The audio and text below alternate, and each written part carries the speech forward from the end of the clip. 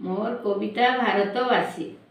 गोटे मार सन्तान आमे कोटिए भारतवासी।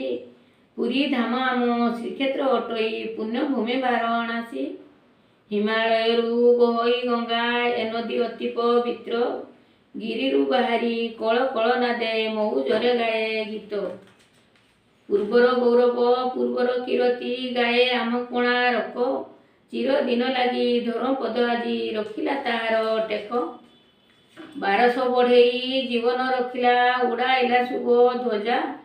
चिर स्मृति होई रही कोणार्क कारुकार्य केते सजा। भग्न बारवाटी रखी अच्छी स्मृति बहु पुरातन कथा। माटी तलु तार शुभ अच्छी आज विजयर शुभ गाथा। ए भारत भूमि जननी आमर स्वर्गादपि करी असी। गोटे मार सन्तान आमे समस्ते भारतवासी। जय जगन्नाथ।